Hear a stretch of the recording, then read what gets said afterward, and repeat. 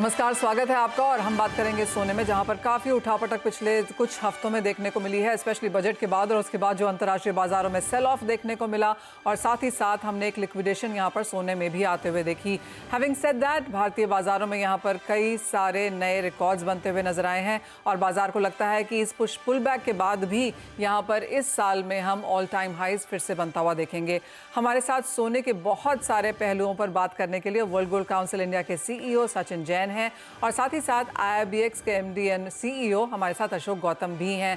आप दोनों का कार्यक्रम में साथ जुड़ने के लिए शुक्रिया। अशोक जी, आपसे पहले बात करना चाहेंगे और आपको मेनी कंग्रेचुलेशंस बिकॉज IIBX ने यहाँ पर 2 साल पूरे किए हैं। कैसे देखते हैं आप इन 2 सालों को और आप क्या कहेंगे, क्या वो 2 बड़ी उपलब्धियां हैं जो आप हमें यहाँ पर हमारे दर्शकों के समक्ष रखना चाहेंगे? नमस्कार मनीषा जी, आपको और आपके ऑडियंस को हमारी तरफ से और IIBX की पूरी टीम की तरफ से। इनफैक्ट 29 जुलाई को हम लोग का 2 साल पूरे हुए IIBX के लॉन्च किए हुए। माननीय प्रधानमंत्री जी ने 2 साल पहले IIBX को लॉन्च किया था। तो हम लोग ये चाह रहे थे कि इस ओकेजन को कैसे मनाया जाए।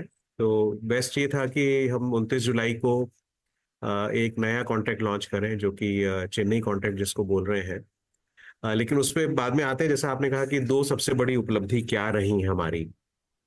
देखिए, सबसे बड़ी उपलब्धि जो मैं ये कहूँगा कि ये रही कि मार्केट ने हमको एक्सेप्ट किया।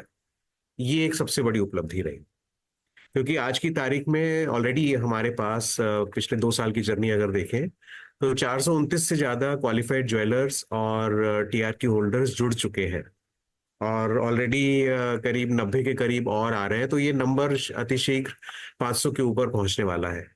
तो ये सबसे बड़ी उपलब्धि है कि लोगों को एक इकोनॉमिक वैल्यू मिल रही है। उनको ये लग रहा है कि IIBX उनको एक इकोनॉमिक वैल्यू प्रोवाइड करता है और इसी तहत वो हमारे साथ जुड़ पा रहे हैं। तो ये हमारी सबसे बड़ी पहली उपलब्धि है। दूसरी सबसे बड़ी उपलब्धि जो मैं बोलूंगा कि ऑफ कोर्स हमारे जो रेगुलेटर है IFSC, उनका तो सहयोग हमेशा से रहा ही है, बहुत ही प्रोग्रेसिव रेगुलेटर है।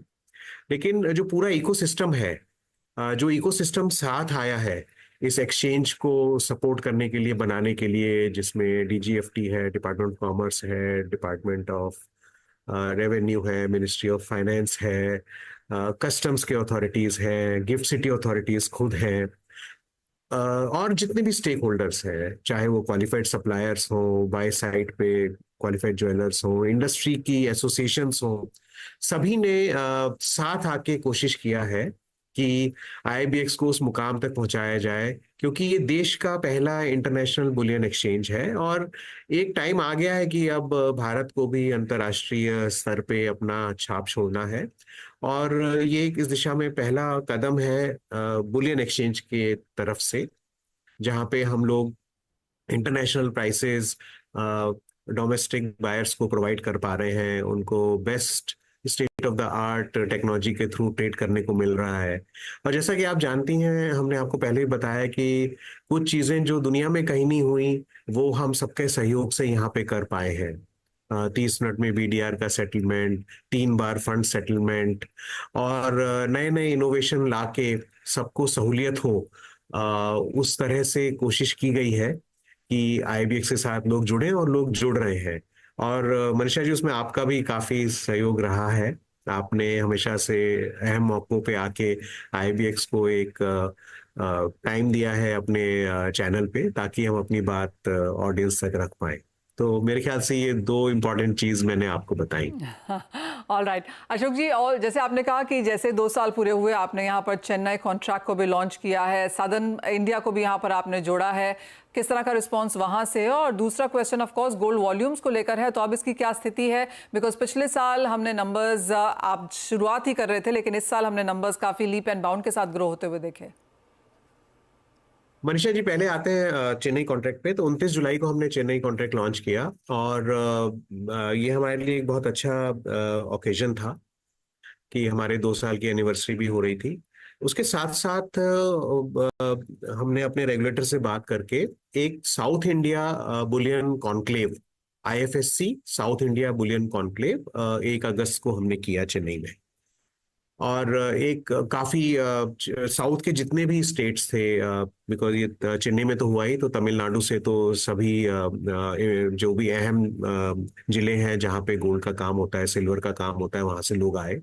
लेकिन सिर्फ तमिलनाडु से ही नहीं, आंध्रा, तेलंगाना, पुडुचेरी, केरला, कर्नाटका, सभी आसपास की स्टेट से भी वहां पे लोग आए, ट्रैवल करके आए और हमारे साथ जुड़े। उस दिन करीब 170 से ऊपर bullion jewellers, traders, refiners, TRQ holders थे हमारे साथ। और सबसे बड़ी अहम बात ये थी कि आईएफएससी के चेयरपर्सन सर ने उस दिन हम हमारे प्रोग्राम को इनॉग्रेट किया, इनॉग्रल एड्रेस दिया। एक और अहम चीज है कि देखिए, गिफ्ट सिटी से बाहर आईएफएससी की ये पहली कोई एक नई एंटिटी बनी, क्योंकि ये जो वॉल्ट बना है जय माता दी FTWZ में, ये वॉल्ट को आईएफएससी वॉल्ट कहा गया है। तो ये समझिए कि आईएफएससी का एक्सटेंशन है गिफ्ट सिटी के बाहर, और हमारी कोशिश है कि आगे इस तरह के और भी वॉल्ट हम लोग खोल पाएंगे। आइडिया ये है कि जो हमारा एक प्रॉमिस है कि रुपी डॉलर कन्वर्जन के बाद से 4 घंटे के अंदर बीडीआर आपके क्रेडिट आ जाए, वो तो हो ही रहा है, लेकिन आपको गोल्ड और सिल्वर भी साथ के साथ उसी दिन मिल जाए और वो आपके पास आके मिले। तो हमारा यही पहल है कि अब दक्षिण भारत में, साउथ इंडिया में ये चेन्नई में खोल दिया गया है, तो वहां पे भी जो आसपास के प्रदेश वाले बुलियन डीलर्स हैं, ज्वेलर्स हैं, तो वो भी इस सुविधा का लाभ उठा पाएंगे। और जिस तरह का हम लोगों को उत्साह मिला उस दिन, और जिस तरह का पार्टिसिपेशन हुआ, और काफी लोग जिस तरह से हम लोग से जुड़ना चाह रहे हैं, और उसके बाद से बहुत सारी इंक्वायरीज और आ रही हैं, तो ये एक सक्सेसफुल लॉन्च रहा है। और ऑलरेडी वहां पे मैं आपको बताना चाहूंगा कि गोल्ड की ट्रेडिंग ऑलरेडी शुरू हो चुकी है। पहली बीडीआर उसी दिन बन गई थी, 1 अगस्त को। 2 अगस्त को ट्रेड हो गया था, और उसके बाद आउट ऑफ चार्ज होके वहां से डिलीवरी भी ले जा चुके हैं। तो लोग टेस्ट करना चाह रहे थे कि वहां से सब चीज स्मूथ होती है कि नहीं। तो मैं वहां के भी कस्टम्स के स्पेसिफाइड ऑफिसर और वहां के सीनियर डीसी का भी शुक्रगुजार हूँ कि उन्होंने हमारी मदद की। हम लोग वॉल्ट विजिट पे भी गए थे आईएफएससी अथॉरिटीज के साथ अगले दिन, और सभी लोगों से मिले, और सभी तरफ से एक बड़ा हम लोगों को ये एक आश्वासन मिला कि सब साथ हैं और इस प्रोजेक्ट को सब सफल बनाना चाहते हैं।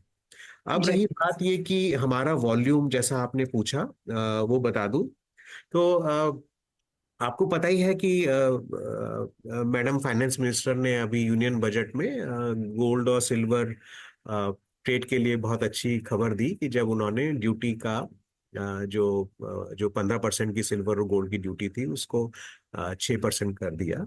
और आपको ये पता ही होगा कि टीआरक्यू होल्डर्स के लिए वो ड्यूटी ऑल ओवर इंडिया 5% कर दी गई है। तो उसके बाद से हम काफी ट्रैक्शन देख रहे हैं, और ज्यादा से ज्यादा लोग तुरंत हमारे साथ जुड़ के ये सब ट्रांजैक्शंस करना चाह रहे हैं। और मार्केट में गोल्ड की भी डिमांड बहुत है, जैसा आपने जरूर देखा होगा कि, और आप तो सबसे संपर्क में रहती ही हैं, कि जो गोल्ड के रिटेलर्स हैं और जो ज्वेलरी चेन्स हैं या और ज्वेलरी शॉप्स हैं, उनके यहाँ भी बहुत भीड़ लग रही है और काफी गोल्ड निकल रहा है। तो ऑफ कोर्स जब कंज्यूमर लेवल पे गोल्ड की डिमांड है, ज्वेलरी की डिमांड है, या गोल्ड की as a investment product demand है, तो आईआईबीएक्स पे भी उसका हम लोगों को देखने को मिल रहा है कि डिमांड अच्छी आ रही है।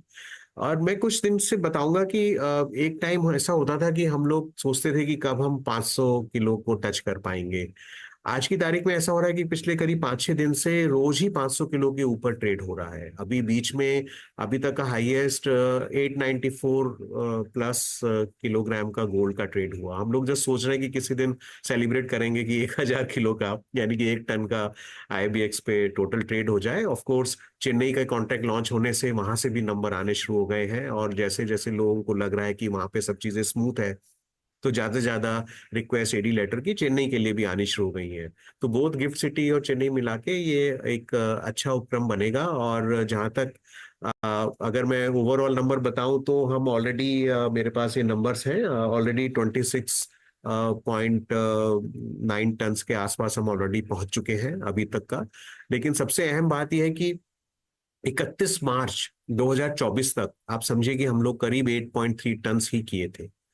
और जो हम पूरे इंसेप्शन से 8 टन के आसपास जब पहुंचे थे, तो अभी तो ऐसा लग रहा है कि हम 8 टन तो शायद 15 दिन में भी कर सकते हैं और ऑलरेडी राइट। जी हाँ, तो ये प्रोग्रेस है और आप लोगों का सबका सहयोग रहा है इस प्रोग्रेस में।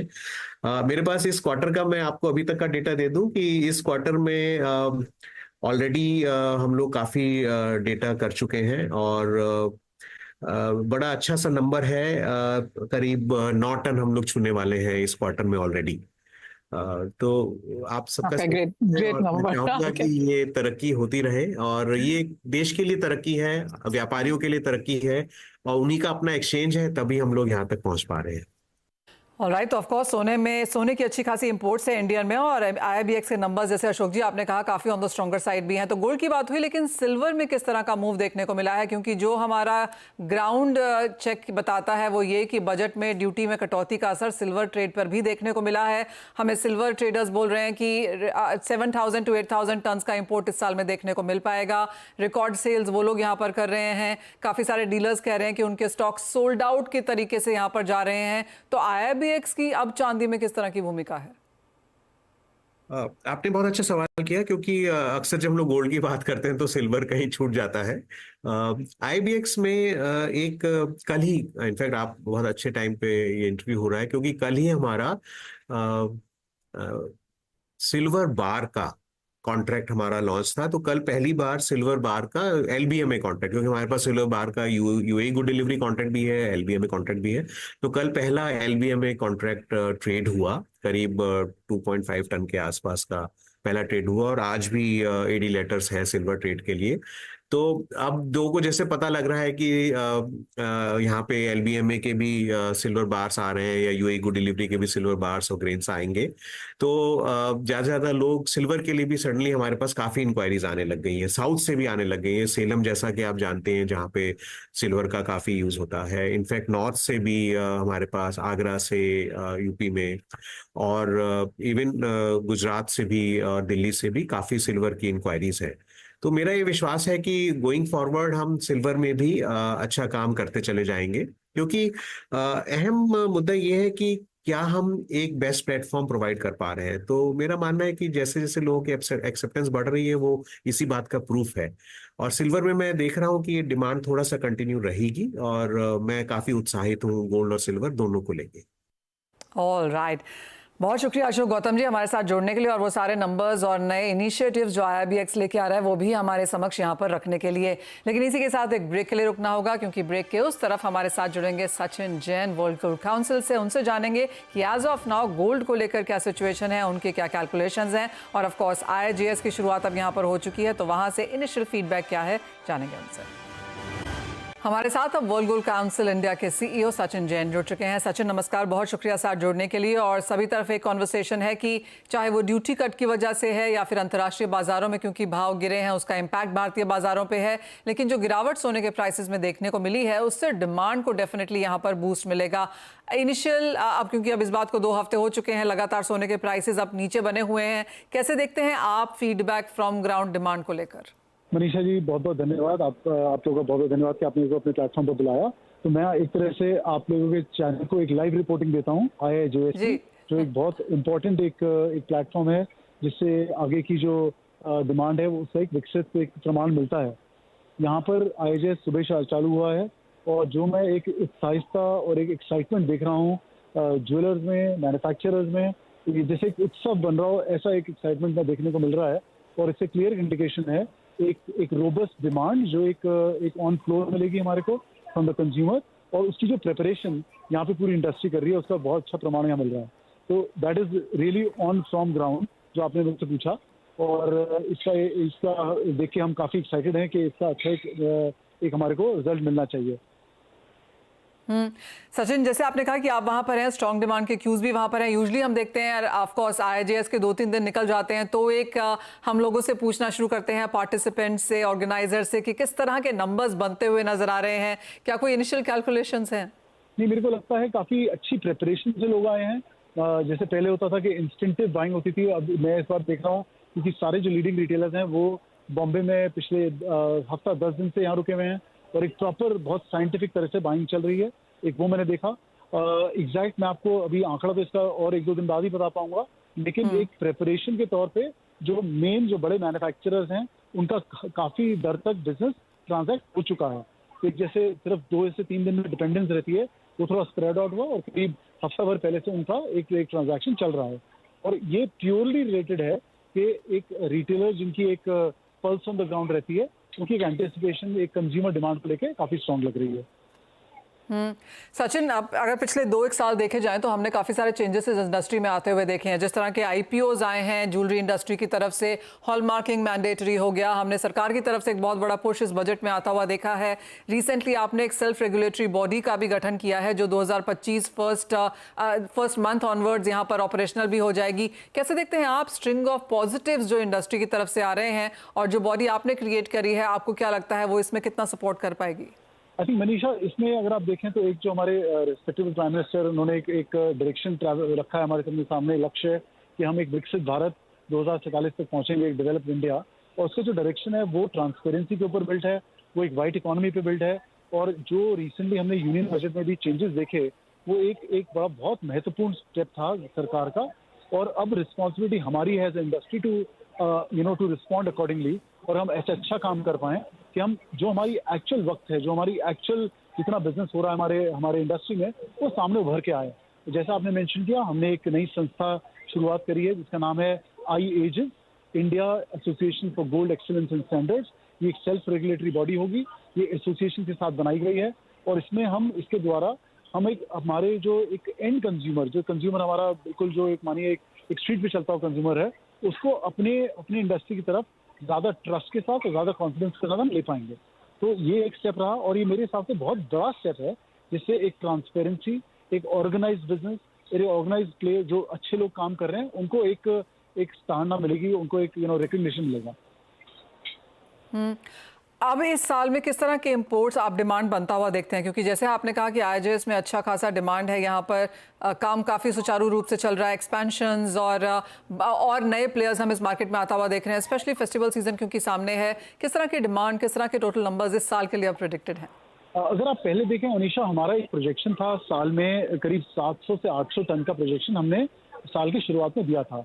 उसके बाद अगर आप Q2 में देखें तो करीब, अगर आप सिर्फ ज्वेलरी डिमांड को देखें तो करीब 17 से 18% की हमने गिरावट देखी, जो अप्रैल मई जून वाले क्वार्टर में हमने तिमाही में देखा ना। उसके बाद जो ये स्टेप हुआ है, जिससे एक कस्टम ड्यूटी पे काफ़ी चेंजेस आए हैं, एक राइट करेक्शन डिमांड की क्या कहते हैं प्राइसेस की हुई है, इसको मद्देनजर रखते हुए हमारा एक जो इनिशियल आउटलुक है वो सेम करीब 700 से 750 टन की हमारी डिमांड इस साल में होनी चाहिए।